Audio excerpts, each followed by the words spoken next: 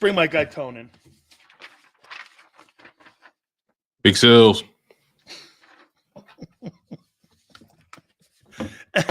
How we feeling, sir? How we feeling? I don't know, Tone. You know, I'm feeling why does your fan base I'm feeling rambunctious. Why does 10% of your fan base just don't get it? It's not about AJ Brown being a bad guy or anything. It's about the 53-man roster on building something with quality and having a balanced cap, having a balanced salary cap, having a balanced roster. I just don't get why you look at one guy, not you, look at one guy and go, it's important we have AJ on the team. And I could make a point to you, AJ's not going to win you a Super Bowl, dude. He's just not. He had his best year of his career. You ask why? It's a choice. People are making the conscious choice. You see, when I was just a spectator of the sport, I had the perspective of marrying myself to players because that's a natural fan inclination. That's by design. It's baked in, right? They sell jerseys for a reason. They want you to marry yourself to players, right? But the sad reality is it's a sad life to live because once those players get traded or if they're in contract talks, whatever it is, you're typically let down in the end. So I've gotten to a point where I've stopped marrying myself to players. I fight that urge regularly because I'm a fan of the team. You're a fan of Hurts too. I'm a fan of Hurts. I'm a fan of football. So it's natural for us to marry ourselves to players. That feeling is not unnatural. What's unnatural is ignoring reality. And the reality is, after going through not just the cap space, but going through the Philadelphia Eagles roster top to bottom on Sports Take earlier, going through each position group and how much money is allocated, and realizing who's coming back and who's not coming back, or at least who has a contract and who doesn't, what's looming, so on and so forth, the Philadelphia Eagles are much further than people want to admit they are. I don't understand it, but I'm willing to talk about it. So let's have some fun today. No, they're closer to a 5-win team than they are to being in the Super Bowl next year. Yeah. It's so funny. Earlier I asked on a scale of 1 to 10, 10 being the closest, 1 being the furthest. How close are the Philadelphia Eagles to being not a playoff team, being a legitimate Super Bowl contender? Because that's not what we're in it for, right? We're not in it for division banners. We're not in it for just playoff berths. I'm in it to win the Super Bowl. At least me. I'm speaking for myself. So I asked, how far are the Philadelphia Eagles? Or how close are they to a Super Bowl? 10 being the closest, 1 being the furthest. I said they're around 4 or 5. You know? My co-host Rob Ellis, he feels they're a bit closer. He said about 6 or 7. No way. That's just my opinion though. And again, completely respect his opinion. But I just view it a little bit differently. And that's okay. Because you cut the team in half. And you cut the team in half because the 4 is perfect. Because you know why? The offense is half the 10. The coordinator, you want to see it work. That's why you knocked them down to 4. Now, if the coordinator works, that pushes it up to 6. If the talent comes through on that side of you know what I'm saying? You're looking at it on the production scale again. Yeah, that's I'm just exactly trying to. How you're looking at it. You can't look at me right now and go, well, it's a 7 when you've got the worst defense in the league. Yeah, you just can't. Yeah, and again, I'm not saying that to make anybody look a certain way. No. I'm just trying to. We love him. Yeah. I'm just trying to put it into perspective. How far I think they are. Yeah, they're far away. And also just put into perspective how varying the perspectives people have when it comes to this team. And that's the position that the Philadelphia Eagles have put this fan base and put the local media and national media in. No one has a clear-cut indication of where the Philadelphia Eagles are. And I think that's because they don't have a clear-cut indication of where they are.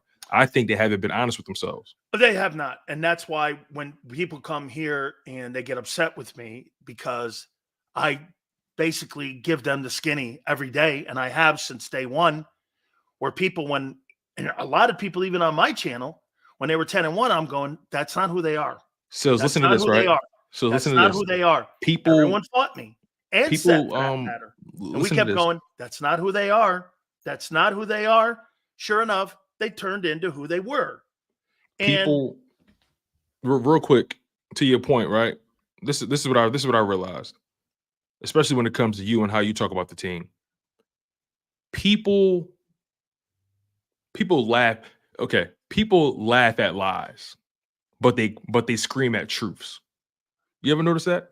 I love that take. They laugh at lies. I love that. But they scream at the top of their lungs when they hear truth. And they insult. It's the natural order of things. Yep. You know what I mean? If someone says something that's a lie about me, naturally I'm like, wait, what? I laugh, I joke, you know.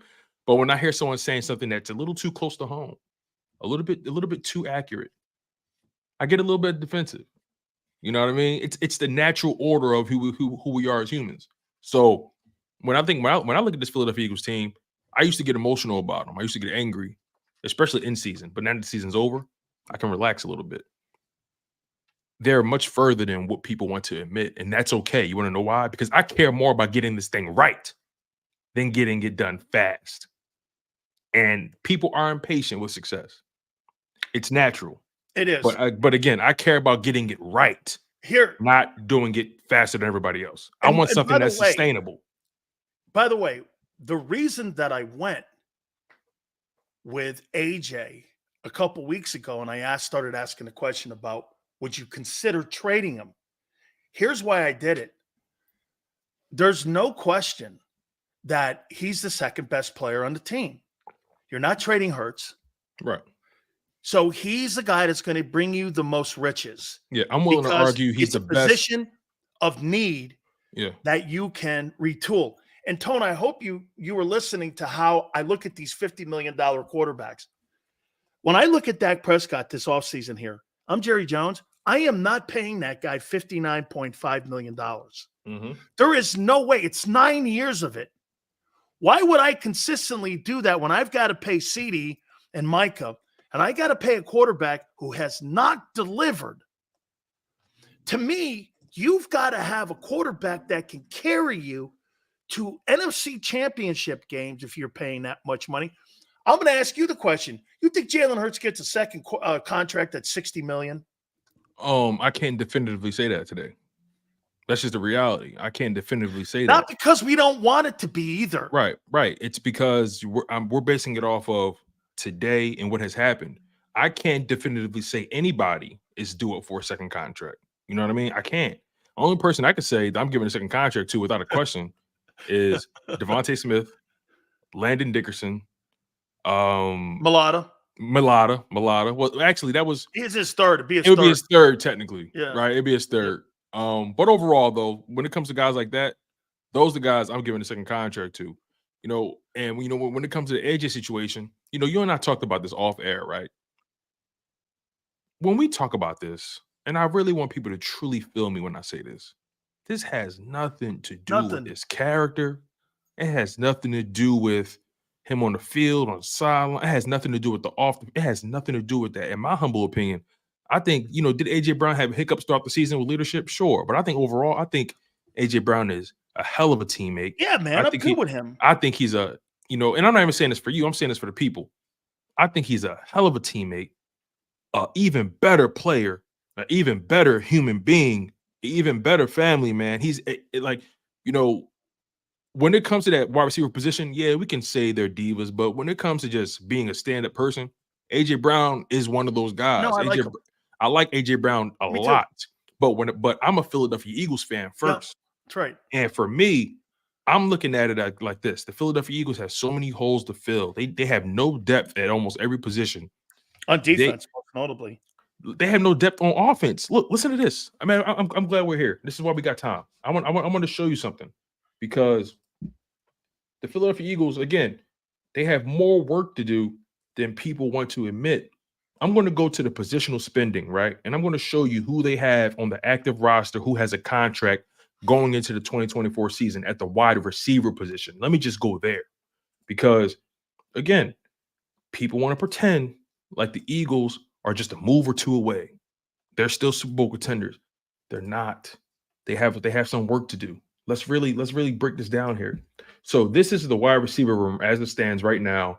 This is the cap breakdown for the wide receiver room, and this is the 2024 cap and going forward. All these wide receivers you see are the only wide receivers that have contracts with the Philadelphia Eagles going into 2024. You got $18 million in two guys. You have $18 million in two guys.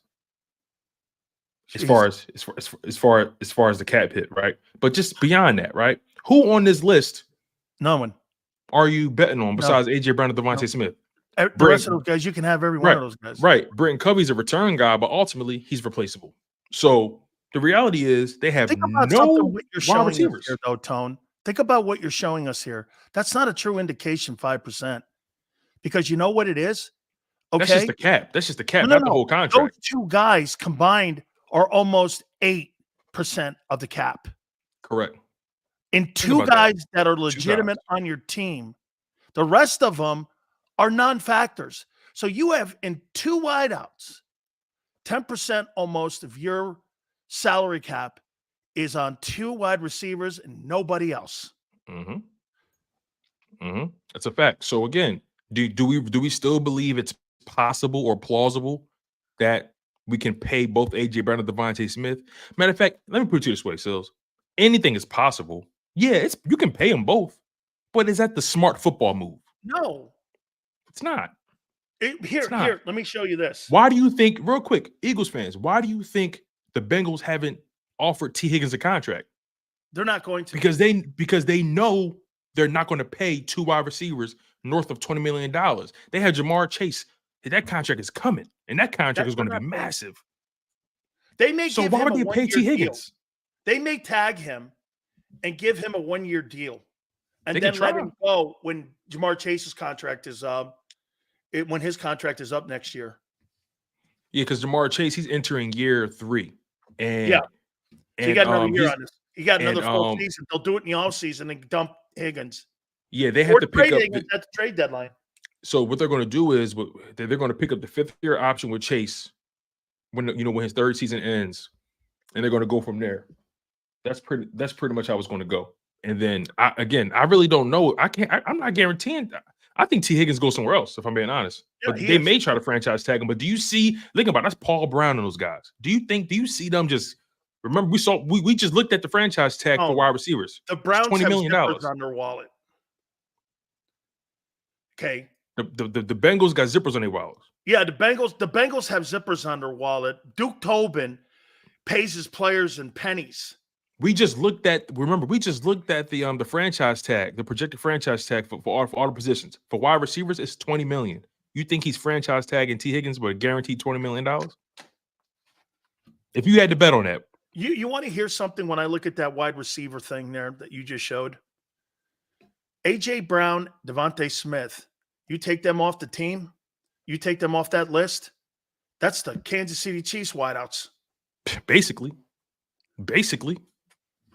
And he's in the Super Bowl again. Special guy, man. Special.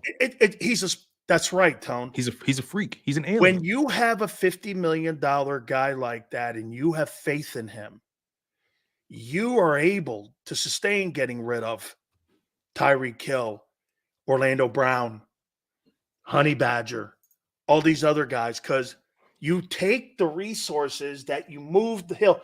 Dude, Hill has made the Kansas City Chiefs a 2-time Super Bowl participant. And he's in Miami. And guess what? You know what makes it even more damning? The Chiefs knocked out the Dolphins in the playoffs. If you're Tyreek Hill now, you're sitting back going like this. He got his money, but I got my number. I got my wallet. This is AJ Brown in Philly. Hey, I got my numbers. I got my bag of money, and I don't own a ring. And they came pretty damn close with AJ Brown. That's why losing that Super Bowl was so damning. And you lose it because of poor coaching. You lost it because AJ Brown showed up in that game, and everybody did. But it was besides defense, of course. But again, man, we can talk if you want. We can talk more about their money situation. I'm going to show you this. Yeah, it kind of goes along with what you're saying here. Okay. So the notion of paying both wideouts is, off the charts ridiculous. I just don't see it. I don't see Okay, it. and I get the cap hits on Hurts. You still have to walk in and tell your owner you're doing this. You're going to pay $50 million to your quarterback starting March 18th of this year. You're going to spend $20 million a piece on your wideouts. That's 40. Both your tackles are $30 million combined. Just in 5 players with a cap this past season that was 224.8. You had 100. You'll have basically $120 million if you go with that philosophy of paying 2 wideouts, the tackles. Let me add this in. Let me add this into you real and quick. Then watch this. In 24, the cap is projected to go to 240.1. Okay. Right. So if it's 240.1, half your cap would be in 5 players. How are you building your defense? Agreed. And listen to this too. AJ Brown is ranked 4th in the NFL in terms of average annual salary at $25 million. The franchise tag for wide receivers is estimated to be at $20 million. You think the Eagles are going to have 2 wide receivers who are in the top 10 in salary at the wide receiver spot? You know what? You know what I just thought of, Tom? Come on, man. Like, we got to be honest. Let me show you how to keep him. Has he done enough in the 2 years to go to him and say, let's have a restructure here. And let's do this. Let's give you $30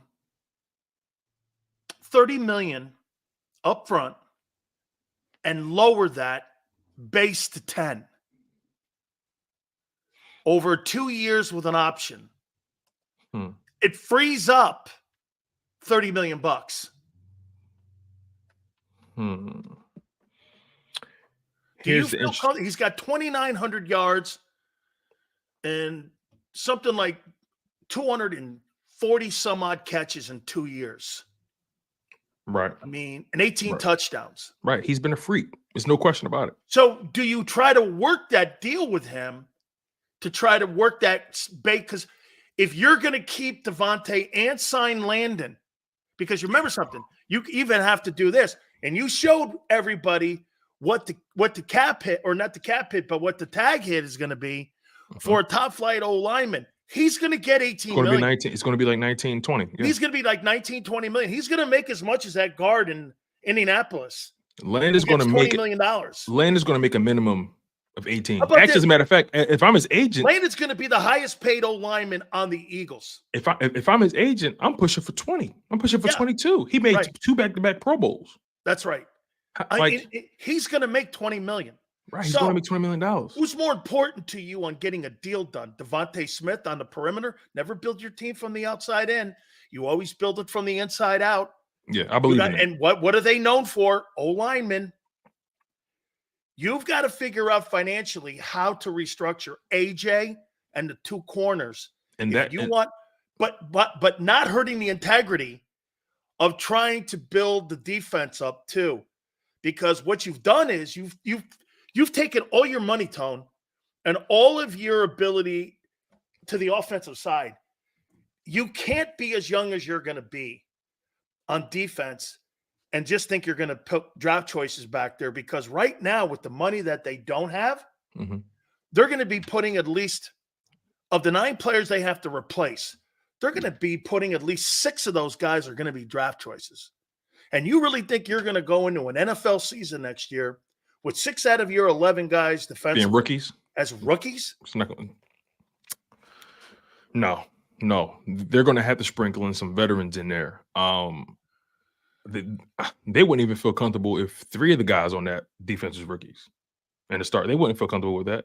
That's not why you're hiring veteran coaches. Right. And here's the thing, right? When it comes to AJ Brown, I have no doubt that Howie is going to do everything possible to try to keep both of them.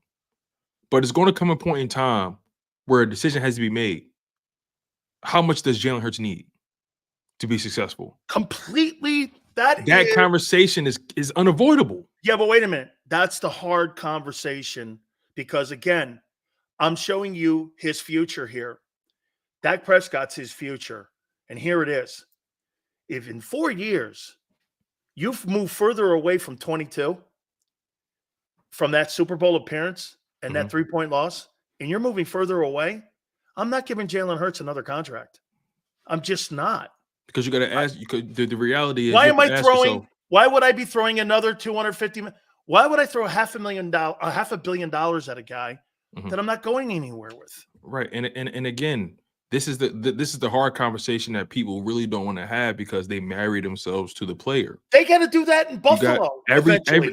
Yes, actually, that Buffalo situation is a bit more scary. I think Sean McDermott's on the hot seat this year because when you look at Buffalo situation, they gotta pay the piper very soon. No, guess what they're doing? I heard they're gonna cut after June 1, Stephon Diggs to free up $25 million. You think they're actually gonna commit to cutting Diggs? Yes, I do. They're gonna move off him. He's 31. And guess what? Guess what? Right? You see the tough decision that an organization has to make when it comes to a wide receiver of that caliber. When you're paying your guy 50. When you're paying your guy that kind of money, what makes AJ Brown exempt from that conversation? He's not.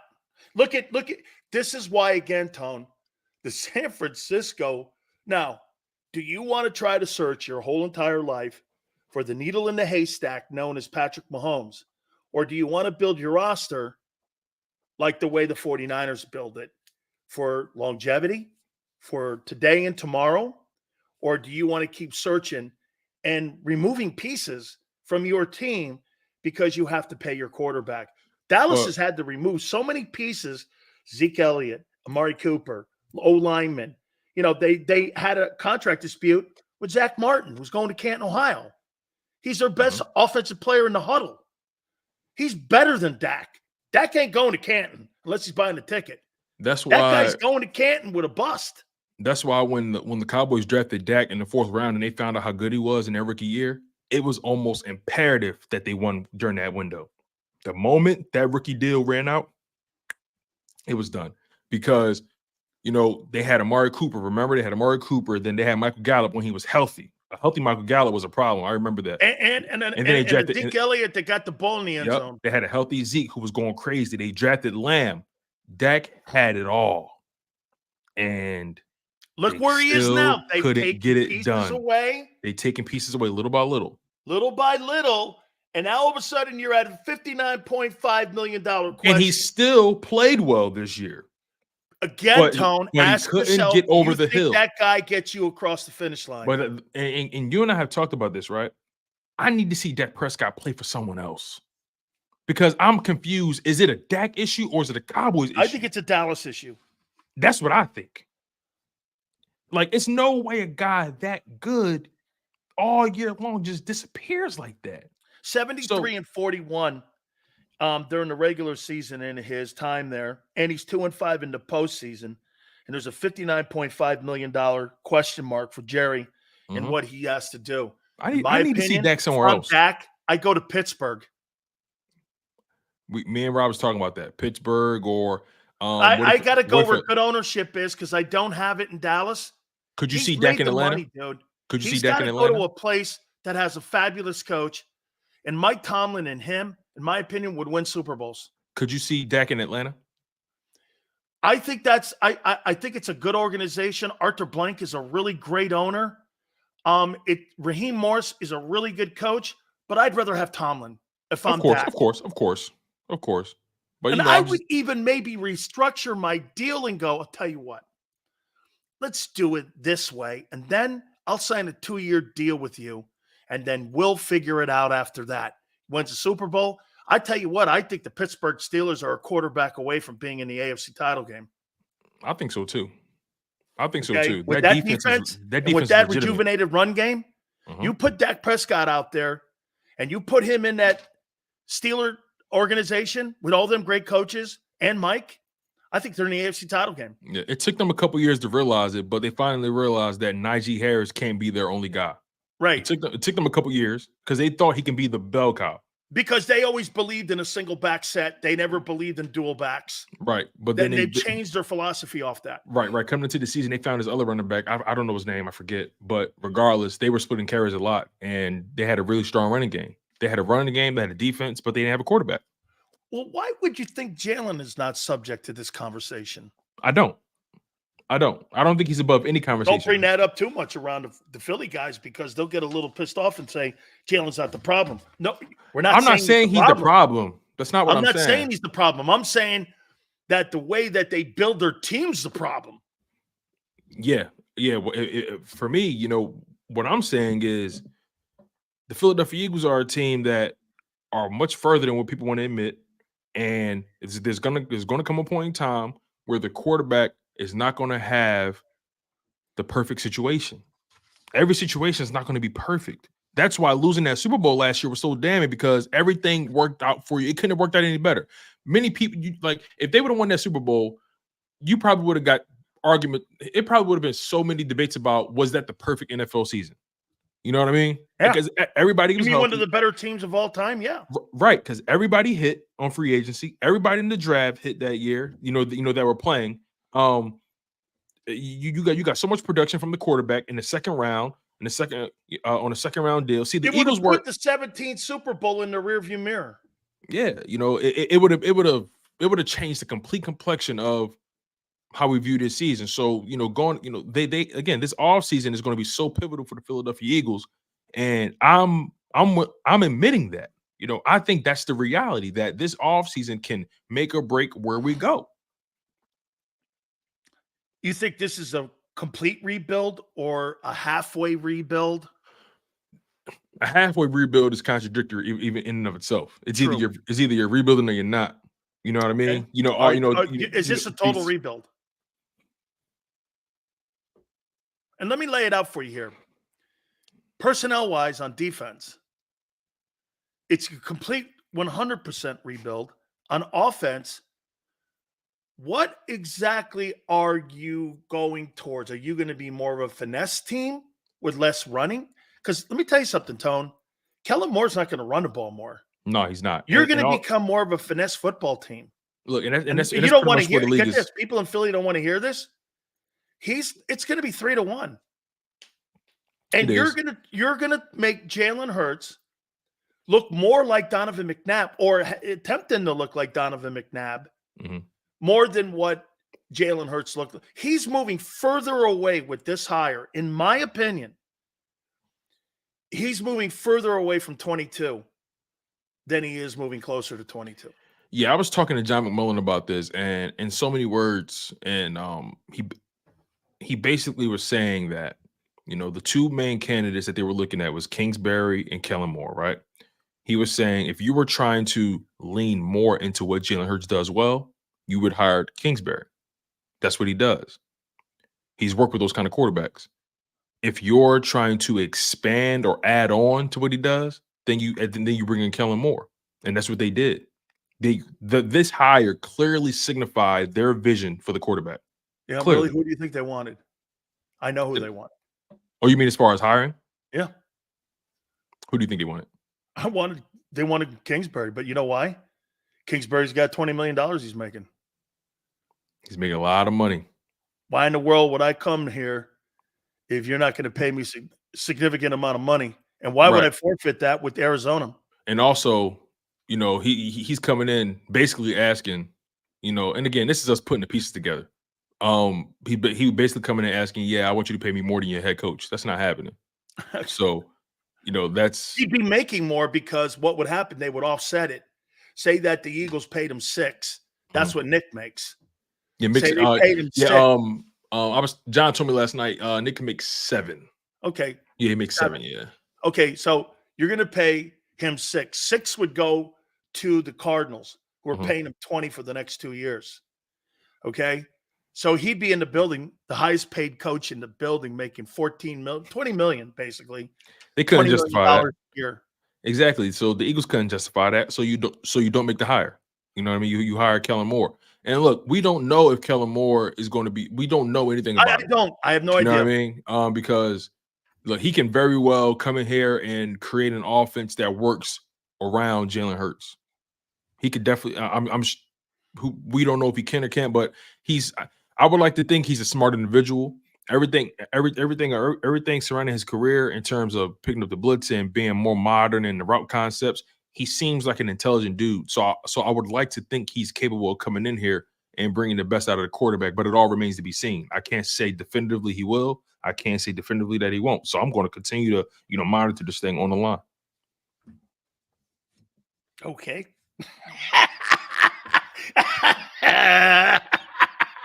Okay. All right. Sure. I mean, what else can you do?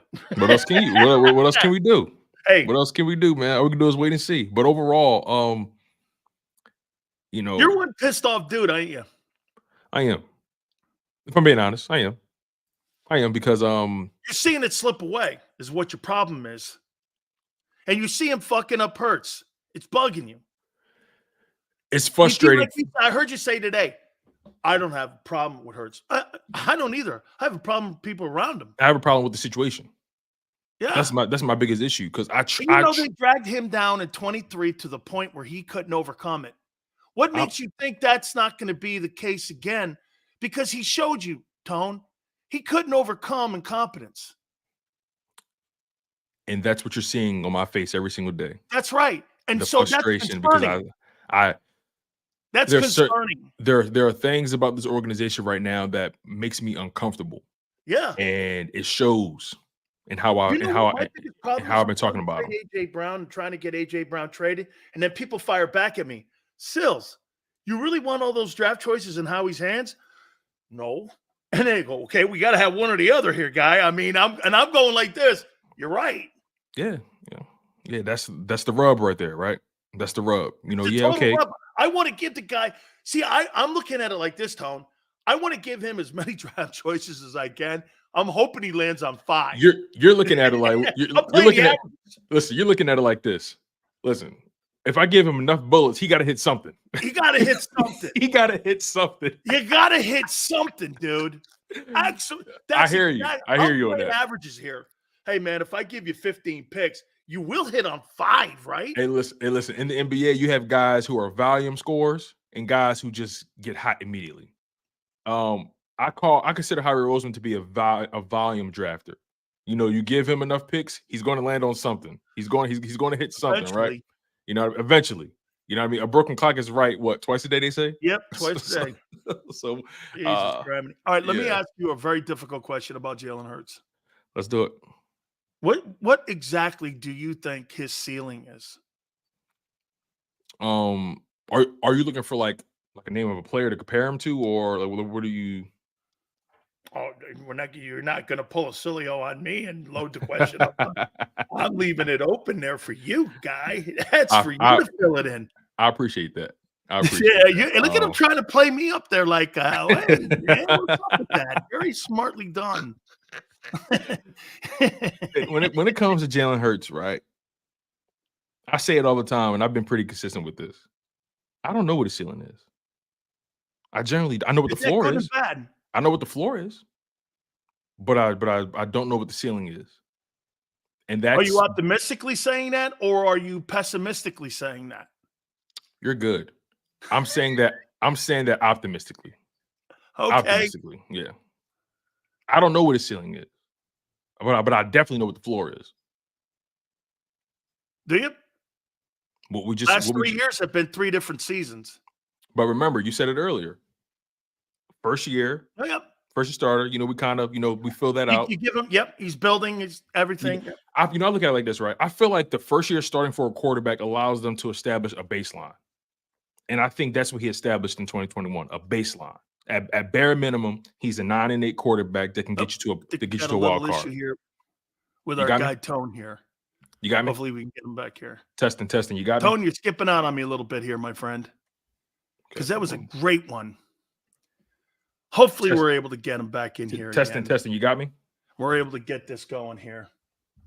That was good. That was, again, figuring him out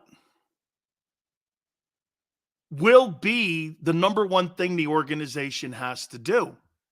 And I'm talking about, again, Jalen Hurts again, where you're looking at, okay, what's the ceiling on him? How far can you go with him? I think that's going to be an important question that you have to ask. You got me, Sills? Okay, what is the ceiling here? So testing. You got Carl me? says it's not a rebuild. Carl, it's total rebuild. It's a complete rebuild because your defense is absolutely not going anywhere. It's a complete rebuild. Tony, there, brother? There you go. So you got me? Got you. So, all right. So yeah, where were we? Oh, right, the ceiling. We're having issues again here. I'm not sure what's going on. I'm not getting any issues on my side. Yeah. Let's see here. Testing. Some issues here with this. It's all good. Tone was up. There you go. You got me? Man, you better, hey, those Texas folks, man, better get that grid going. You got me? You got me now? Oh, man. Here we go. It ain't me. I'm good. Ain't me. No. It's like, let's see here. Yeah, I think that maybe some of you are getting a little upset here with some of the things that he and I are saying here. Testing, you got me? Yeah. It's a total retool. I completely agree with you, Luke. 49ers about to get exposed in the Super Bowl. You can't wait. Really? You mean like the 49ers exposed you like that? That's what you're talking? Because the 49ers exposed you. I know, Barb, isn't it? Let's see if my friend Tone is good to go. You got me, Sills? I got you, brother. All right, let's see if it holds up. Let's see if it holds up. All right. Ceiling for Hurts. So yeah, what's the last thing I said? Basically, I'm not sure. I'm optimistically saying I don't know what his ceiling is, but I know what the floor is. At bare minimum, he's a 9-8 quarterback that can get you to a playoff wild card. At bare minimum, he established that base in year 1 as a starter. Year 2, he showed you that he can get to a Super Bowl. Granted, that situation was perfect, but he made it to the Super Bowl. He did. Year three, wild card exit. So right now, again, we've experienced the floor twice, and by my estimation. So can he be better than that? I think he can, because I've seen the heights of which it can go. That's how I look at it. So 22 is his ceiling.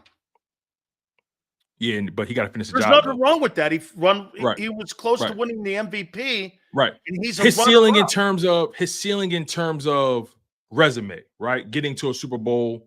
I think statistically, he can be better, but ultimately I feel like this is what we're going to see. We're going to see a guy who flirts around with 25, 28 passing touchdowns, maybe 10 rushing. That's going to be his resume. That's going to be his standard, in terms of just the scoring aspect of it. You said something important, though, Tone. He had everything perfect in 22. Coaching. He did. Players. Last year he didn't. Right, 2023, nothing was perfect. We're assuming, like you said, we don't know about more. Right. So going into the 24 season, here's where we are. Will Jalen, here's the question marks. Right. Will Jalen stop the turnovers? Will he I think he will. To answer that question, I think he will. Will he be a better reader of defenses? Will he pick blitzes up better?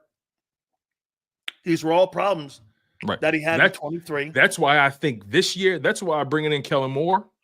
Although we have our questions about it, one thing I could definitively say about him, he has a proven track record of beating blitzes. Proven. Even in that turbulent situation with the Chargers last year, they were one of the better teams against the blitz. So the bottom line is all the onus, and me and John talked about this last night on Football 24/7. All the onus is on Jalen Hurts now. Can you take your game to the next level? Can you respond to the blitz? If Jalen Hurts enters this season and throughout it continues to struggle with the blitz, Houston, we have a problem. No pun intended. Houston, we have a problem.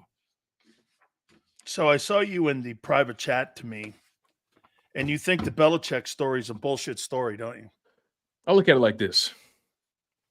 So you don't think they entertained at all anybody in replacing him? Well, remember, we talked about this plenty of times. And you didn't even believe that that's even the kind of coach that they would even think about because of how they move. I said, you're either going to stay the course or you're going to pivot. Right. I think this was the pivot conversation. And when the Okay. pivot conversation didn't take, how about this? I don't know how serious the pivot conversation was. And that's It where I'm must at. have been a phone call, Bill, because reportedly the Cowboys did it too. Right. So, That's true. and listen, one thing about Greg, I'll tell you something Yeah. about And Greg I'm not Roman. saying that to discredit him as a reporter. I'm No. more so just saying it as I just don't think I don't believe them when they even say I don't believe the Eagles when they make that call. You know what I How mean? about Like if I'm Bill Belichick, I'm like, really? I'm I'll talk to you, I'm but quoting really? a guy who blocks me on Twitter. Hey, that says a lot about you. That Oh, says a lot because you about know this. why? He and I had it out when I was on the air in Boston. Right. Right. But I do know his work. And if you go to he's blocked me.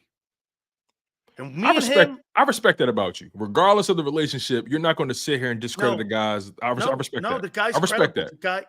The guy I, is a professional. I at what very he much respect does. that. He's a professional, and he says that he's even a strong. See, the media people are looking at Bill going, "He didn't get a job." Huh? Bill's value. I'm not looking at it like that. You know, I think his value's going up. I think Bill Belichick's looking at it like, oh well, you know, no rush. Hey, you don't want to pay me 28 in full control? Oh, okay, no rush. Good luck to you on your first year, guys. Yeah, like I honestly feel like Bill's looking at it like, no rush. It's okay. That's There's right. always gonna be a job. Hey, I got 60 million coming to me, and I've made over 150 million. It's not like I have to sit with my hand out here. Exactly. You know, he could always do this too. How'd you like me to be your general manager? Or how'd you like me to be in charge of your personnel. your entire organization football wise, like Bill Parcells was with Miami. Mm-hmm. There's organizations that would hire him. Anyway, so I think I think this is where, remember when I was going like this to you? Pivot, stay the course. Mm-hmm. I think they were dual tracking it. Okay, if we replace Nick, can't just replace Nick with Raheem Morris. We got to. This is a guy that's been to the playoffs 3 years in a row. And that was my logic. I thought if they were going to replace Nick, they had to go big. Like Vrabel. They had to go big. And right. when they realized they couldn't go big, matter of fact, I put it like this. And plus, they didn't want to pay the 28. Listen, now we're starting to get into conspiracy theory territory, right? I'm looking at this like, listen, I'm looking at this like it's House of Cards. You know what I think? I think before they even enter those conversations with Nick, when it came to exit interviews, with the owner and Howie and all those guys. That's why it took them a week. I believe, I'm willing to believe this. They knew Nick would play ball. They knew he would. They knew he had no leverage to stand on. They played chicken with him. And they took that whole week to have a conversation with Bill. Mm-hmm. And also, it took them 8 days. And also what they did was, I think they wanted to let him, I think they also wanted to let Sirianni roast too. You know how you let something just simmer, let it sit for a little bit, kind of build up that sphincter muscle? Yeah, just a little bit. Muscle up a little bit. Is that what you said? Think about it. You ever seen those movies where I know. Somebody goes in and meets somebody? Executed. Yeah, the mob boss let you sit for a little bit, let you stew, and then you bring him in. I think they knew Sirianni would play ball. I think they knew. They did. And then he was hired under that premise. Right. And guess what? I'm willing to say this too, because we didn't get a chance to touch on this yesterday. Not only do I think Sirianni is a lame duck head coach, I also believe they already hired his replacement. But we just don't realize it yet. But I have. I think that this is the game plan. It could be Bill. I think this is the game plan. I think if things start off shaky next year, let's just say they're 3-4 or 4-4. Let's just say they're 3-4, right? Moore's the interim, or Vic Fangio's the interim coach the rest of the year. I think Nick gets booted. Kellen becomes the interim. Based on how that season ends, will determine if he gets the head coaching job. I'm telling you, the Eagles are habitually known for hedging their bets. They do not make any move without a parachute attached. I'm telling you, pay attention. Not you, but the people. They've pivoted. They are watching Nick like a hawk. Listen, Chip. He better not slip. Chip Kelly hire. Fuck the name Chip Kelly. But Chip Kelly, the hire, is a course directional change. Correct. That they're willing to do. That would mean this. Howie Roseman working with Belichick makes it an easier sell to Howie than say, hey, you're going to have to work with Mike Vrabel. You're going to be okay with that because you're talking about one of the great personnel people ever and one of the greatest coaches especially on ever. defense. And the thing he's weak at is defense. Okay? Howie is the offensive guy because they know trades. They've done a great job in the Lions. They've got Stoutland. They're good on that side of the ball. Bill's going to build. Dude, guess what? Bill built that defense up in New England with second, third, and fourth, and fifth rounders. That's what the Eagles lack. They lack personnel direction on defense, and they always have. Right. Let me ask you this question real quick before I get out of here. When it comes to the defense, how many players you keeping? I'm keeping Milton Williams. Or how many players are worth keeping to you? Let me say on defense? Yeah, on defense. Okay. I'm going to keep Josh Sweat. I'm going to keep Reddick. I'm going to keep Davis. I'm going to keep Carter. I'm going to keep Milton Williams. I'm going to keep Fletcher Cox. I don't want any of those linebackers. I'm stuck with Dean. He's on a rookie deal. I'm keeping Reed Blankenship, but if Reed Blankenship is starting for me, my safety position is still in trouble. The corners, I have to remember the money. Now, do I want them? No. But do I have to want them? You know, damn. I'm stuck with one of them. I think they're going to take the Bradbury hit.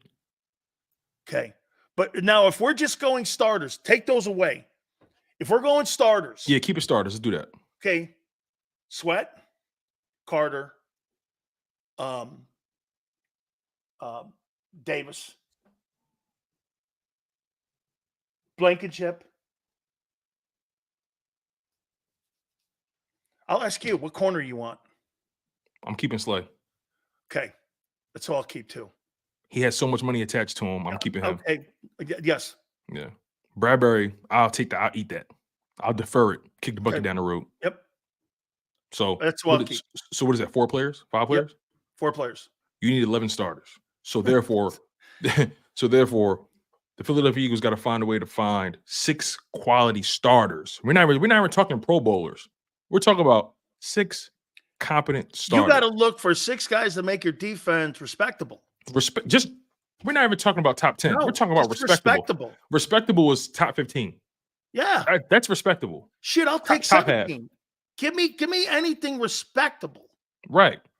You know what I mean? I was saying, you know, when it comes to that defense, if they can find a way to just get top.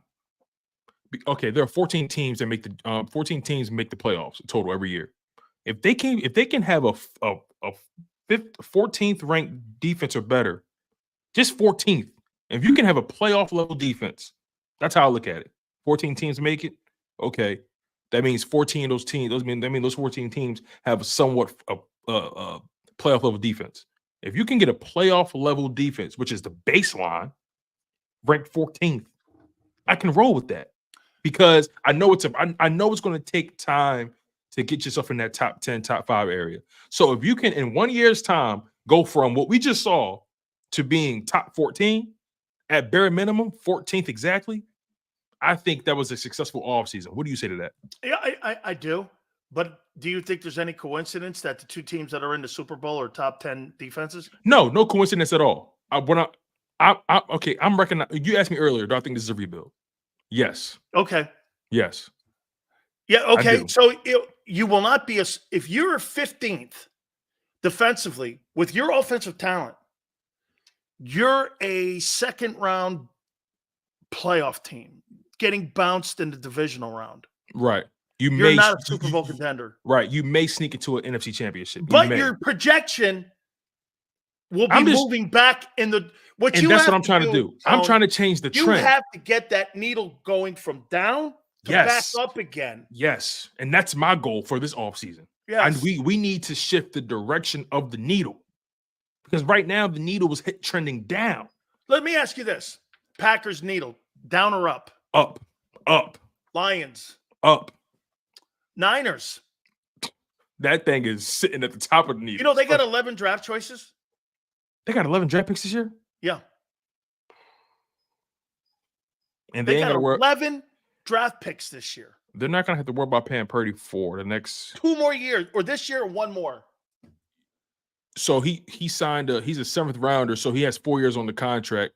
This was the second year. He's got 2 more years. Oh no, he's got 1 in another year. Yeah, after this upcoming season, they got to make a decision. Okay, wait a minute. He's first year last year was his first year of a 4-year deal. Yes. Holy shit, that guy's got 2 more years. Mm-hmm. Now, from what I understand, at the end of next year, going into the new start of the season, they got to either decide they're going to pay him. Give him an extension, I think. Yes. He's eligible for an extension after the 2024 season. Yeah. Now, obviously, that begs the question: are they going to? What's going to be their approach? Are they going to bonus money extend him in the off season of that, or are they going to send him into the final year of the deal? No, they won't do that. I don't think they will either. Especially if he wins the Super Bowl. If he wins it, they're gonna figure it out. Yeah, because you know why? You're not going to send a guy. But also, let me ask you this: you said it earlier, right? I can get further with a guy like Brock Purdy and build up my roster. What's stopping the Niners from saying, "Well, we trust our formula"? Purdy, okay, you got us there, you want it, but remember, I'm with you. You know, because they've proven that they could do it with 2 different quarterbacks. Look at that quarterback position and go, isn't Purdy Garoppolo? That's something they're asking themselves. And now, don't let him. But you also turn around and go, you did fuck up the Trey Lance deal. So do you think them messing that up will make them a little bit more trigger happy on his deal? Make them more cheaper at that position. Because look what they've done, Tone. If this kid goes into that game next Sunday and delivers that Super Bowl at $870,000, and you still got 2 more years of cap freedom to maneuver around and get whatever you need to continue to improve your roster, that formula that they have, they're going to be a juggernaut for the next 10 years because they're going to recoup all 3 of those ones. And I asked the question earlier, wouldn't you surrender 3 first-round draft choices for cap integrity, cap balance, roster balance, and you don't have to pay your quarterback for 3 years, and he won you a Super Bowl? Isn't that worth 3 ones? Listen, ask the Rams. The Rams traded everything for that Super Bowl, and guess what? They don't care. Look where they are now. They're back in the mix. So and they're trending back up again. They're trending. You asked me earlier, are the Packers on the way up? Yes. Are the Rams on the way up? Yes. Yeah. What do you think the Bucks are? I think the Bucks are tricky. They're tricky because I want to say they're on the way up, but I feel like a lot of money. I feel like Baker Mayfield, Mike Evans too. That's a problem for me. It's a problem for me too, and I also think Baker Mayfield has a limit, has a limitation. He's limited. So I feel like they're like a 9-8 team, aren't they? They're going to hang in there. They're stuck in the mud. They're stuck in the mud. Yeah, like that. That's right. That's do you think the Giants are trending up or down? The Giants, they're stuck in the swamp. They're not just stuck in the mud. They're stuck in the swamp. They're not trending up at all. Say it again. What about the Commanders? Another team that's tricky because I don't even know who their coach is. And I don't even know if they're going to go another year with Sam Howell. It's a lot of unknowns. I think they're a team that's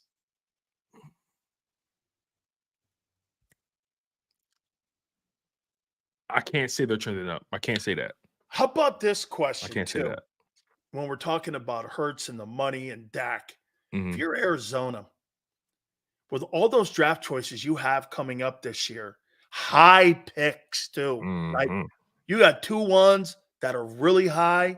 You got a boatload of draft equity. It's got to get to a point where you do this, a Murray. Like right now, Murray's not getting a second contract. At this rate, yeah, you're right. He's not. So what you have to do is you got to take full advantage of this right now, or get this. You're back in the quarterback sweepstakes in 2 years. You know what I'm doing? I'm in this draft, right? If I can, I'm drafting Brock Bowers in the first round. If I can, I'm either drafting him or Marvin Harrison Jr. Whoever I can get my hands on. I'm drafting one of them. Tight end, because now the tight end is becoming more of a force, and it's cheaper. And it's cheaper, right? You don't have to pay, right?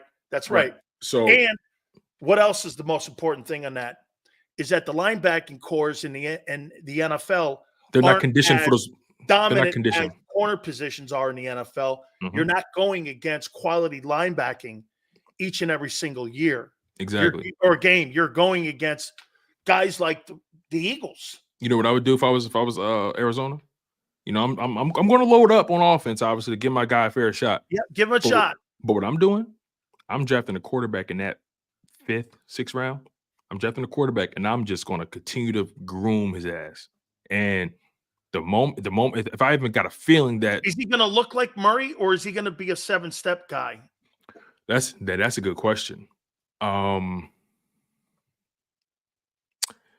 feel like these days, building the roster for Murray, I think you have to draft a guy like Murray, or at least close. You don't want that transition to be not exactly like him, but someone that's mobile.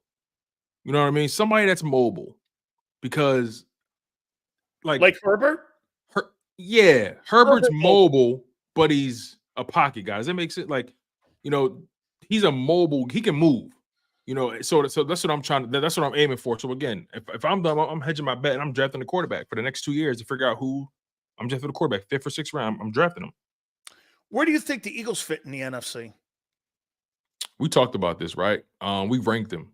Rob has them ranked 6th in the NFC. I have them ranked 7th. Jeff Kerr has them ranked about 6th as well. So everybody I've talked to has them ranked about 6th or 7th in the NFC right now. So 5 seed. I guess that is a 5 seed, isn't it? Yeah, I guess so. Yeah, it's a 5 or 6 seed. Yeah. So they're like down there at the, like I said, they're a divisional round game kind of team right now. I'll say wild card. No, I mean like they get to a divisional game. Okay. Yeah. They can get there. They can fall into one, I guess. Not with that. You know what? Then I say that and I go like this: Stills, that defense, really? They can't beat. They can't beat Drew Lock. That's why I was like, you mean wild card? No, you're right. You're right. I got to back that up. I'm being more optimistic. See, look at you. Look at you. You know what this comes really down to, Tone? 2 things. There's 2 questions. 1, can Jalen Hurts elevate his game to where when we start paying him, I can have more of a structural balance in my cap where I'm getting rid of AJ and I'm still going to Super Bowls like Kansas City. Mm-hmm. And do I trust Howie Roseman in the college draft? Yeah. You know, it's interesting. Every question you brought up is some things you have to consider. But do you think, and I want you, and I'm asking you this generally, not rhetorically or nothing, like, do you think it's fair? And I understand they're the Chiefs are the gold standard. They are the platinum standard. You know what I mean? But do you think it's fair to the rest of the NFL to compare the Chiefs and Patrick Mahomes situation to? Do you think it's fair to everybody else to compare them to that? Okay, here again, I'm not really comparing Jalen Hurts to Patrick Mahomes. What I'm comparing in is this: would you rather spend the next 5 years looking for the needle in the haystack in Mahomes, or would you rather build your football team like the 49ers and like the Eagles did last year? Would you rather go down that structural way of having a balanced cap, a balanced roster, and you're not paying the quarterback? Because at the end of the day, Buffalo, Dallas, potentially Philly, Arizona, all the money that you have spent on that quarterback have Cincinnati. brought you nothing, and you spent $500 million doing it. Yeah. Whereas you had the Niners that are consistently going to be in the conversation of a winning team, and you have teams that are building their football team and their roster. They're not building just and taking pieces away. Dallas has to consistently take pieces away. We're talking about losing AJ because we got to pay Landon and Devontae. They're not having that conversation in San Francisco. Okay, I think I get what you're saying. So you know what I'm saying? I'm not really comparing him to Mahomes. Right. But what I am comparing to is that the Kansas City Chiefs have so much faith in Mahomes that they could take pieces off their team, knowing that he's a legitimate $50 million a year guy, and he can carry a club, whomever's in the huddle. Whereas I heard, and I love Bill. Bill does a nice job on our network too. I heard Bill say, I'd like to get another big-time number 3. I'm like, so what else do you want to give the guy? What do you want to do? Drive him to work too? How much more do you want to do for the kid before we start sitting here going, when can he do it by himself? Because like Brady, check it out. Brady had a great defense, had great talented guys around him. All of a sudden, as Brady got older, Brady was talking to Amendola, Wes Welker, who was a trade with the Dolphins, and Amendola. And they found Gronk in the second round. I mean, dude, they were throwing to people who are never going to be considered for Hall of Fame status. They were really good players, but not great players. But Brady could carry a team. They were losing players consistently. Belichick was putting money on the defensive side of the ball and in the O-line.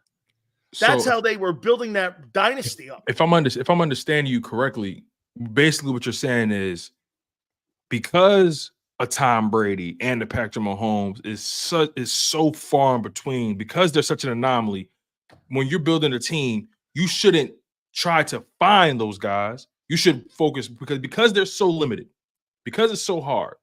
You should focus your energy building your team, and then plugging in a guy to see if he fits, rather than just searching, lo and behold, all across the world looking for a quarterback and then locking yourself into one that you're really not sure about. Who do you think has a better team going into the Super Bowl on Sunday, San Francisco or Kansas City? San Francisco. Okay, well, you're paying $500 million to the quarterback for a reason. No, I get it. Okay, so, right. So you're looking at it as those, because based on what I'm hearing is you're against Mahomes. Right. So basically, what you're saying is you're against, and this isn't just the Eagles thing. Now we're talking NFL. Yeah. You're against the culture of paying quarterbacks because you feel like you have to. No, because I think you and Jason Cole had this conversation a lot. That you're searching for Patrick Mahomes and you're never going to find it. Right, because I think you and Jason Cole have this conversation all the time, right? Jason Cole, if I'm not mistaken, he errs on the side of, look, sometimes you just got to pay the guy, and you're on the side of no, I'm not just going to pay a guy. Do you want to pay Dak Prescott $60 million a year?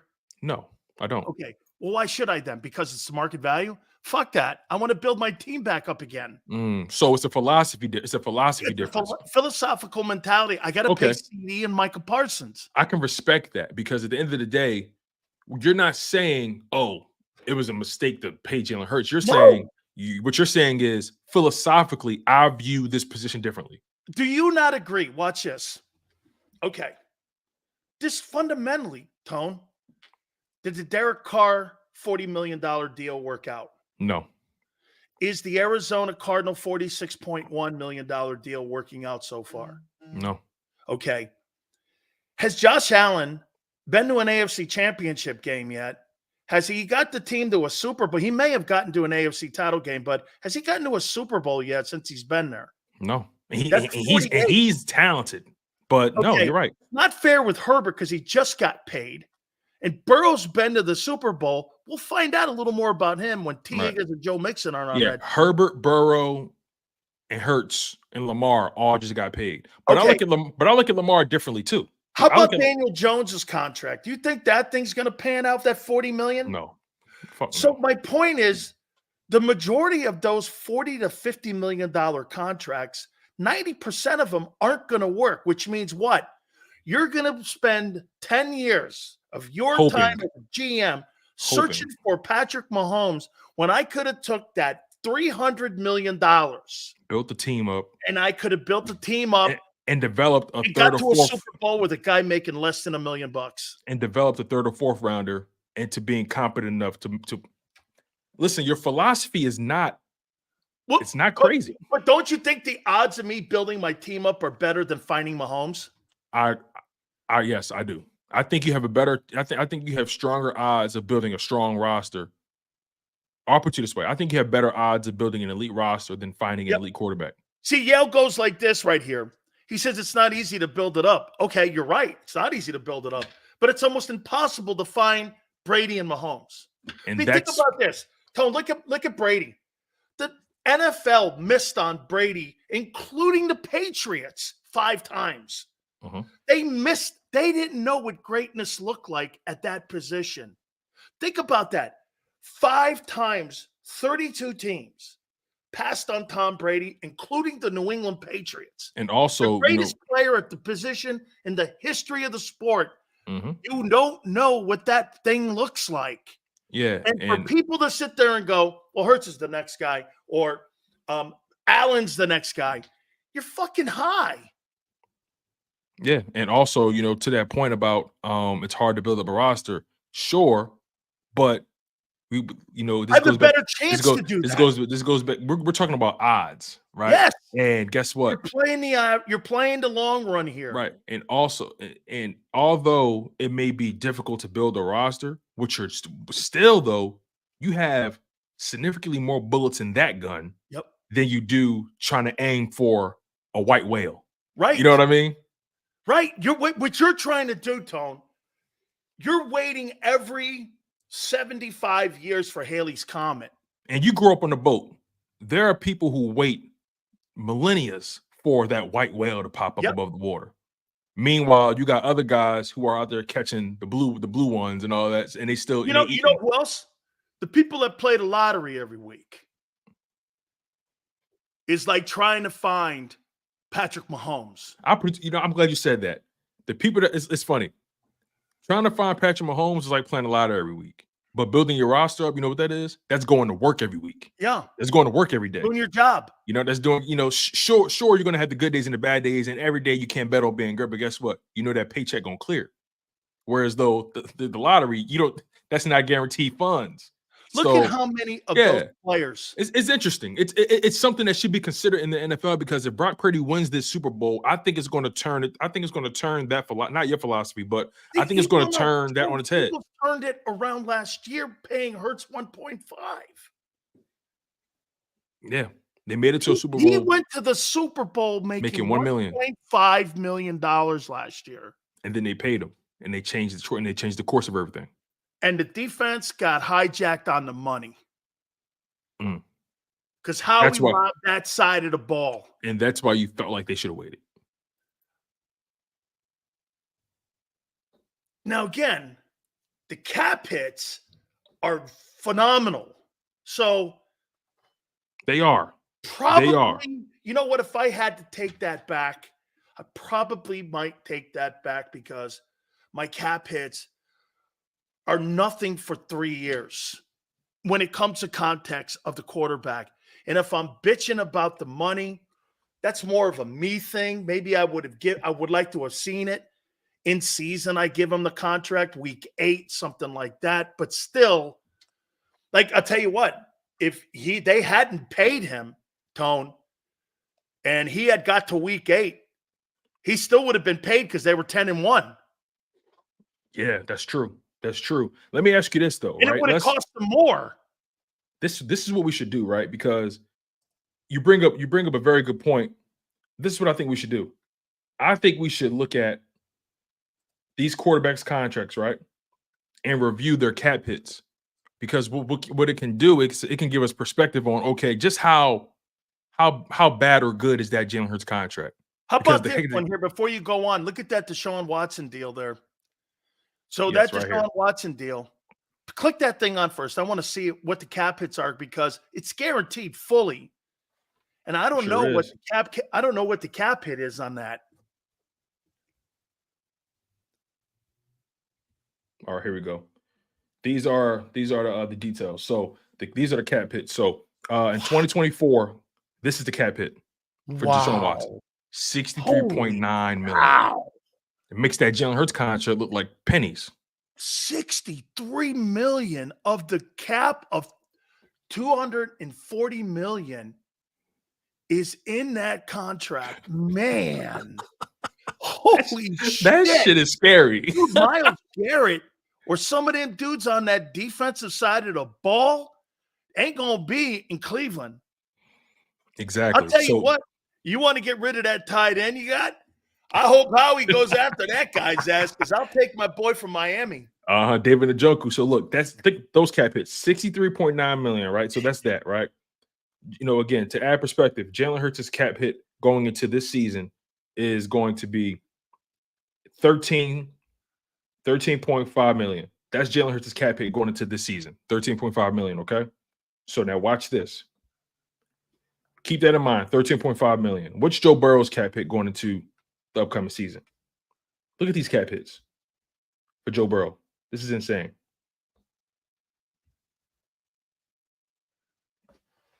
In 2024, Joe Burrow's cap hit is 29.7 million. Jumps to 46, 48, 52, 53, 68. On a 240 cap. I mean, folks, remember, salary cap is going to be 240 this year. So again, Jalen Hurts. And again, and also keep in mind, Joe Burrow is much older than all these quarterbacks because he got out of college late. 5 years. So, right. So Jalen Hurts' cap hit in 2024, 13.5 million. 24 now. Joe Burrow, he's 27. He's 28. Joe Burrow's an old head. What was this guy on a GI plan in college? So look, 29 million. He's only been in the league 3 years. Exactly. Was Joe Burrow 25 when he came into the league? Joe Burrow was drafted at age, let's see here, previous contract. He's 27 now, experienced 3 years. He got into the league at 24, something like that. Oh, most people come in the league at 21. Exactly. So, okay, I'm like, holy shit. Now, look at Justin Herbert's cap hit going into 2024. Not bad. 19.3 million for Justin Herbert. That's not that bad. 19.3 million for a cap hit. Then it jumps to 37, 46, 58, 71. By 28, though, that cap could be near 300 million. Exactly. So it's not horrible. But again, Jalen Hurts' cap hits are still a bit better than Herbert's. Kyler Murray's. I got you. Lamar Jackson. Wait, let's look on Lamar's. Lamar Jackson's cap hits. 2024, 32.4 million. Wow. 43. Then it jumps to 74. Wait a second. Let me see. But see, right, that line says right there. Potential That's out. an evaluation period that both teams can opt out of this deal. Exactly. So again, if he's not living, I'll say this to you. If he continues his trend in the postseason, there's not a chance in hell he'll have that 27 money. No way. Don't jump out of that. You're not going to pay a guy $55 million. It's the same thing for the Eagles. They got to out after the 4th year of the extension. So 27, they can get out? The Eagles can get out of this deal in 2028. In 2028, they can get out unscathed because the cap hit 13.5, 21.7, 31.7, 45.8. So far, Jalen Hurts has the best cap hits out of all the quarterbacks that signed the same time he did. Let's go to Kyler Murray's, like you said. Kyler Murray's cap hits right now. So here we are. Kyler Murray. The first year of the deal took place this year. 51.8 million cap hit. Wow. Then it's 45.6. Then it's 55.5. Then 43.5. So look at that. What it says, zero dead cap. If they opt out of it. Yep. If they can opt out in 2028, and they won't incur any dead cap. In my opinion, they can opt out in 2027, and the dead cap is only 7.2 million for a quarterback. Right here, only 7.2 million in 20.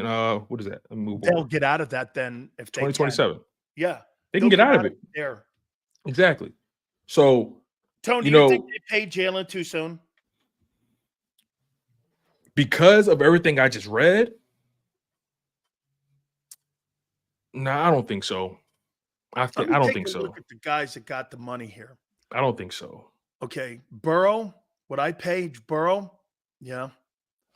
You see what I'm going to do to all the guys that are on your list there? I'm going to give them one big time deal. And then you know what I'm going to do? I'm going to evaluate whether or not my second deal is going to go forward with you, because to me, I'm going to readjust my take on this. I'll pay you, Jalen, but in 2 years, son, if we're going in the other direction and we're not trending in, as Jerry Jones says, we're not hanging around the basket and we're not, hanging around the rim there, I'm out. Yeah, because look, listen to this, right? Let's be honest about this. Winning and getting to and winning a Super Bowl is extremely difficult and it requires so many moving parts to be moving in sync. So I guess what I'm trying to say is when you find a guy that you believe has the talent base to get you to that point, you kind of got to pull the trigger on that before the money gets too out of hand. At least on the first contract, you have to, because again, if you found a guy that you believe, again, this is all about what you believe. Do you believe he has the talent to get you there? Because again, so many things have to happen for a Super Bowl to work. I think the really great Tone, that's great. I appreciate that. Yeah, and also not many teams are capable of taking advantage of that rookie window. It's so hard to do that. Oh my God.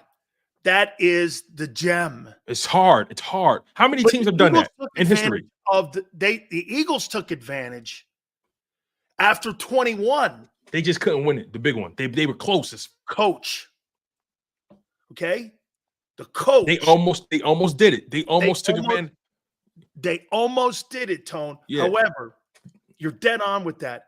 But here, that gives you the whole picture here. He's there 8 years. 59.5 is due. Dude, unless you restructure that contract, far as I'm concerned, Dak Prescott's played his last down in Dallas unless we have a conversation. And Jerry's not, because the only reason that they'll bring him back is because Jerry's 81. Do you think, remember, we talk about organizations taking advantage of the rookie window. The Cowboys haven't been able to do that. Ever. Right? Except for Aikman. Oh, they didn't have a captain, so no. Right. So they've never been able to do it. And it's hard for teams to do it, right? Would you say the Philadelphia Eagles, although things happened the way they happened, do you think it's fair to say that the Philadelphia Eagles took advantage of the rookie window of Carson Wentz?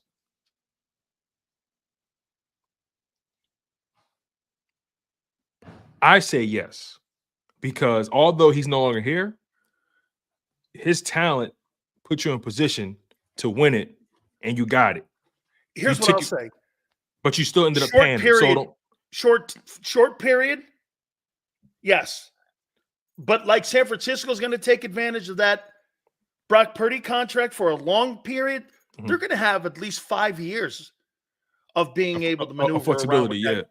So they only had like 2.5. Yeah, and because also in 3 years you won 4 games. Yep, and on top of that, another person could argue, well, did they really take advantage of Carson Wentz's window because they still ended up paying him? If they never would have paid him, I'm paying. And got that Super. Guy gives me home field advantage, and I win a Super Bowl. No, that whole thing was I feel you on that. But what I'm saying is, right, because we know what we know. One person could probably argue, okay, they took advantage of it to an extent. They still ended up paying him. Now, if the Eagles would have found a way to get that Super Bowl and avoid paying him for an additional year, they would have made out like bandits. You drafted a guy, he put you in position to win the Super Bowl, and you ended up not even paying him because he crapped the bed eventually. They would have made out like bandits. But like you've been saying, they tend to jump the gun a little bit. Here, let me show you the greatest moment in Bill Belichick's career.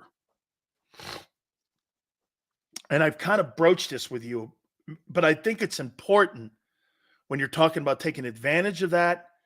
And on the quarterback and the money in the quarterback is essential. And how and what direction are you going to go? Are you going to go like the Niners, or are you going to pay like Mahomes in Kansas City? Mm-hmm. There's a directional.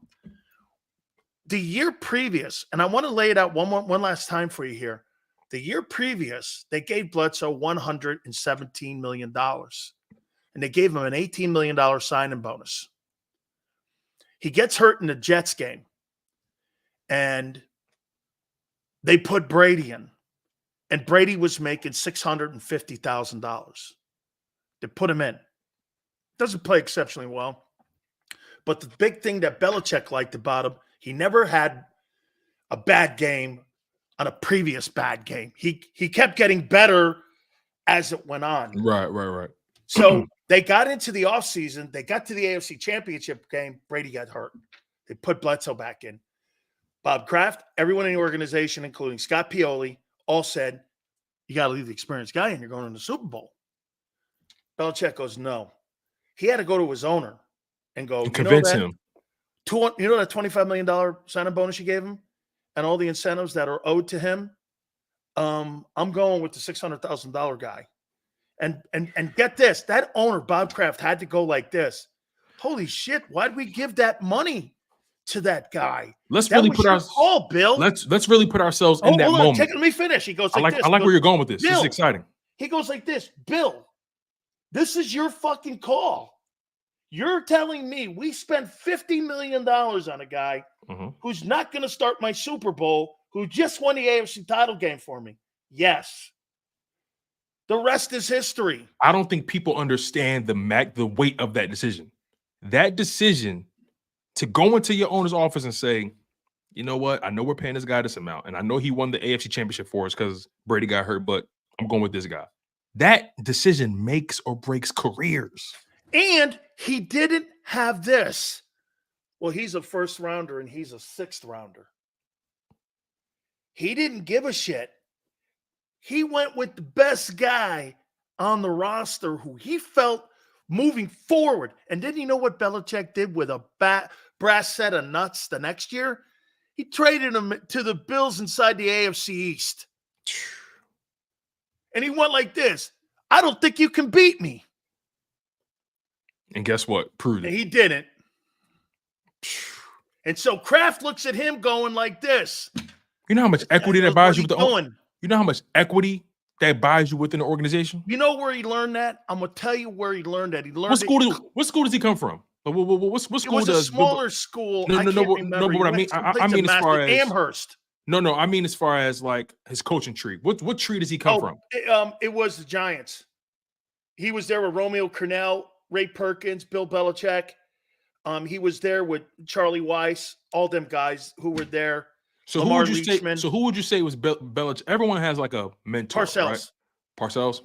Yeah, but guess where he learned that in the decision-making at the quarterback and other positions, moving off of Darrelle Revis or Richard Seymour. So in Cleveland, you got to remember, I'm very close to the Cleveland scenario with Belichick because why? The quarterback decision that he made were both teammates of mine. They were Vinny Testaverde and Bernie Kosar. Kosar was a Youngstown, Ohio legend, had led the team to 4 AFC titles. He was a legend. Testaverde was, in my opinion, the better athlete. But if I had to pick a quarterback to win a game, I'm picking Bernie, and Bernie all day long. He is just a winner. Bill went with the athlete and said, Testaverde's got a bigger arm, he's stronger, he's younger, and it blew up in his face, and he got fired in Cleveland. And he told himself he'll never make that same mistake Never again. make that mistake again based on ability and athleticism. Wow. He was going to go with the winner. So Bill learned from that situation and that failure in Cleveland. The year previous, they made the playoffs. And guess who was on that staff? Saban was his D coordinator. Now let me ask you this. Do you believe, and again, this goes back, I'm bringing this full circle Holy to the shit, jump. man, we've been going on here for a bit here. I didn't even realize it. But we're cooking and we're having fun. You know what I mean? Like, here's the thing, real quick, before we take our break. That begs the question, because I want to bring it full circle. Do you think the Philadelphia Eagles look at Jalen Hurts and say, we paid you because we believe you're a winner. Forget the stats and the big arm and all. We paid you because we believe that you're a winner. Because that's been the one thing Jalen Hurts has staked his claim on, or that we've done, right? That's how we're gauging him. I don't think their actions show me that they think that he's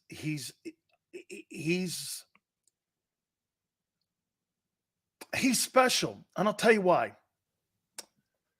I mean, well, wait a minute. So they didn't put a quality coordinator around him. They leaned on him. So they had to think he could overcome that. So they have to believe, they had to have believed it. But I think they lost, and Jalen lost some equity with them because he couldn't overcome the inexperience at the coordinator position, and that he truly needed a legitimate play caller. And Nick is not a good play caller. So I think he lost equity with them, not as a person. It's not an indictment as a person. I think they thought that he could overcome They overestimate. They overestimated him a little bit. Brady overcame all the coordinator changes, and get this: Mahomes overcame Bieniemy not being there. That's true. People don't talk about that enough. But they wobbled a bit this year. But they still found themselves later in the year. Yes. So I think they thought Jalen would find himself in that bad run, and he never did, and he couldn't overcome it. And I think he lost equity. Okay, I think that's reasonable to assume. But I don't think they've lost faith. Yeah, that's different. I think they've lost some equity that he can overcome his own issues if there's not good people around him. Because quite frankly, Tone, everybody is still around him talent-wise. It was the people that were giving him the intel to approach a game with in-game play calling situations, situational play calling, down and distance, not seeing blitzes. All of that became something that rolled downhill on him, and he couldn't overcome it. I think he lost some equity in that room with them, and that's why you're seeing such a bum rush of all these assistant coaches coming in here that have high-end equity. Dude, have you seen some of these resumes they're looking at with these guys coming in here? Yeah. These are not just fucking coaches. These are guys who are the top line guys. I mean, it's like they went from the dollar store to Neiman Marcus in one day. That tells me that screams to me they feel the pressure. They feel the pressure to get him right fast because they don't want to get it wrong twice with another guy. Because I think Jeffrey Lurie said something to Howie. Now I'm projecting on this. That I think that he said, we can't get this guy wrong. Because if we do, it's your ass. Because it's your ass. That's right. Because this is going to come down to Howie messing this up here. And this is why I don't want Nick in the room. I think Nick clouds Jalen's judgment moving forward. Because I don't want to worry about saving my head coach's job. I want to worry about winning games. And get this. When you leave a guy like this is my ass with leaving him in the building. With you leaving him in there, I don't fucking want to care about saving my coach's job. I don't want that to be a conversation. I don't want that to be a thing. I don't think they realize that by keeping him in the building with all these changes, you're inviting so many questions, so much heat, and you're not giving yourself any latitude or any margin of error. Right. It creates a thing. And that's my problem. They're always 1 foot in, 1 foot out with things. Make a decision and commit. It's the same thing with Sean Desai. You demote, just fire him. Amen. Same thing with Howie in the broom closet. Just fire him. If you didn't, just fire him. You done took everything away from him but the damn job. See, like I said, Tone, like you keep him in the building. Okay, gee, man, we didn't win this game against the Giants. We lost. Now you're going to hear the questions about your coach getting canned. And you're going to hear all that shit. Man, I don't want that stuff in my locker room, man. I mean, I want to hear this. You guys got beat by the Giants. You guys played shitty. We got to pick it up and let's play. Yeah. What about your coach? You think your coach is going to get canned? Hey, you think the Nick Sirianni's on a... I want to talk about Washington next week, not about my coach's job. Yep. It creates another thing. But guess what? They had to choose, right? I'm glad you said that. They had to choose. Or do we want to deal with the potential problem with Nick Sirianni being on the hot seat all 2024? Or do we want to have to answer the questions of, wow, you guys keep firing these coaches that win a lot of games? They chose, in their mind, the lesser of two evils. They felt like they could handle Nick Sirianni being on the hot seat. Because you want to know why? They don't have to answer those questions. Let me ask. They got to answer the questions when it comes to firing a guy that wins games. But they putting the onus on Nick. See, they're always protecting themselves. They're very good at this. They're very good at it. I'll ask you one last question here. Yes. Do you think Jeffrey Lurie wanted Sirianni back?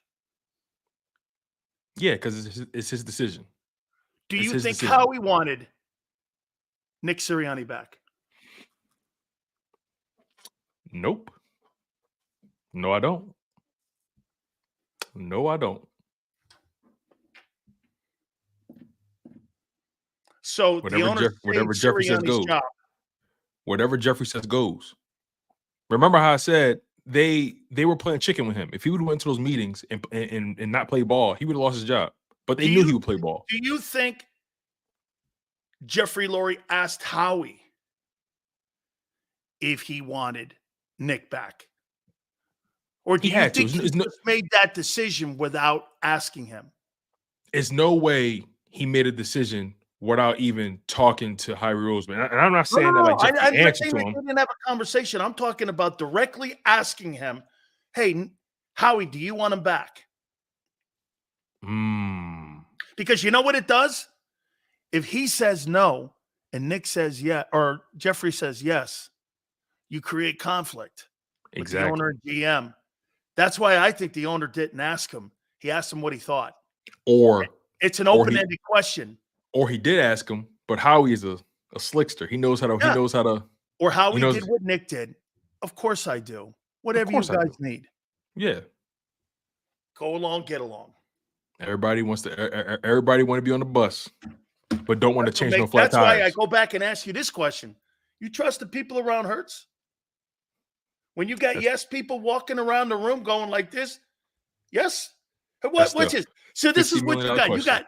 You got guys in there, Nick Sirianni, and you got Howie Roseman in there going, whatever you need, man. I'm ready to go for you. Yes, sir. You let me know here. You need your door open? I'm ready to rock. What do you want on your dinner plate? Peas or do you want corn? I mean, come on, man. These guys are like servants. This is and then you wonder why. You asked me a question earlier. One of the first things you asked me today, or you said to me, Tony, you're angry, aren't you? And guess what? Yeah, I am. I don't know if I helped that out at all today. No, but all this stuff intrigues me because at the end of the day, man, I care about this football team. And I'm all about getting it right. I don't care about getting it done quickly. I want to get the job right and make sure it's sustainable. That's what I care about. And people have a set of balls. That part, because I know I do. So, you think the Eagles have a set of balls? I think the problem is they can't. I think the problem is they can't commit to their own balls. They can't commit. That's the problem. Well, we're below the belt now, so I'm going to get out of this. Hey, Tone, absolutely great. We got cooking in that thing. Listen, man, it's always a great conversation, man. Look, it's always I'm telling you, this is House of Cards, baby, NFL edition. House of Cards. Rob says you guys are 7 and you're close. Man, you tell that guy he's full of shit. I love him. He's 7. Come on. I love Rob, man. That's my guy. Can I tell you who the Eagles are? The Eagles are the 76ers. They'll tease you to death. Please. Yeah. Please don't get me started. Hey, by the way, man. Keep playing a guy wounded. Let me go. Don't do it to me. Don't do it to me. You just almost set me up, man. We do another 4 hours. Hey, man, hey, thank you, Tone. Let's go. Of course, man. Of course. All right. Appreciate it there. That's my good friend, Tone. All right. We're going to get Philly 500 on with us. And 5:30 Eastern time, we will get him on. Hit the like button. Keep it here on the National Football Show.